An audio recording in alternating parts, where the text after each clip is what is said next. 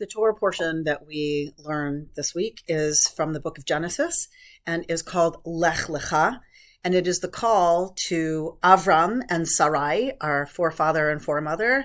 It is their call to go forth from the land that they know, from their family's home, from Eretz Moldatecha, from the land in which you're born, your homeland. They were to leave that and go forth and go out.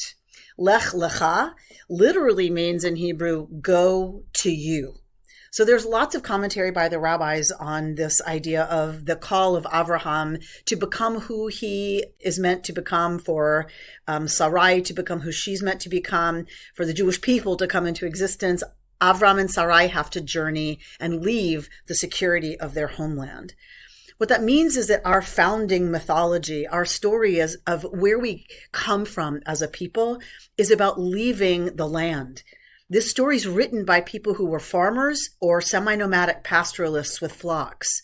So for them to write a story that says for the Jewish people to really become who we were supposed to be in this world, we needed to leave the safety and security of land, was really a huge change from stories in the region, but also really talks to us that our founding narrative is one about being cut off from security as regards produce, whether that's the produce of the land, the produce of the animals that they shepherded and took care of.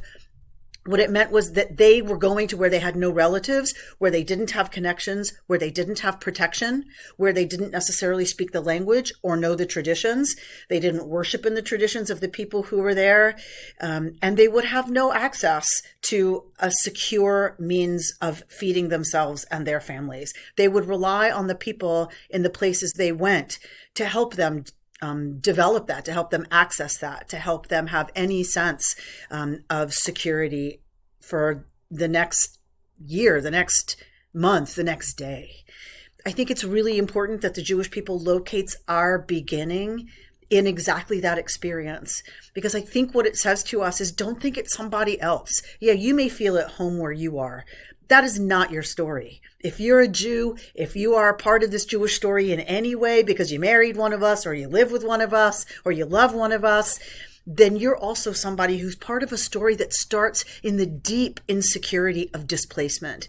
The real insecurity, the vulnerability of being the visitor, of being the immigrant, of being the stranger. And it's not the last time we're going to hear that story. We were strangers in the land of Egypt before we form as a people, coming out of the oppression and marginalization of slavery. I am proud as a rabbi to be part of and to teach a tradition that says not only is the immigrant not other, not so different from us, that is your story. That is your story if you're part of the Jewish people or part of the Jewish project. Our work is to try to figure out how we can make the immigrant experience, the experience of strangers who are vulnerable in a place other than the one they know and where they're connected and protected, how we make their experience one that can have them become the person they can only become, the family, the people that they can only become after having had this journey and having learned what they can learn from those who are willing to share their own vulnerability, even in the land that they've always known. So may it be, and so may it be for people wandering for all kinds of reasons, shifting, landing in different places for all kinds of reasons, and may we help to speed that day in coming. Shabbat Shalom.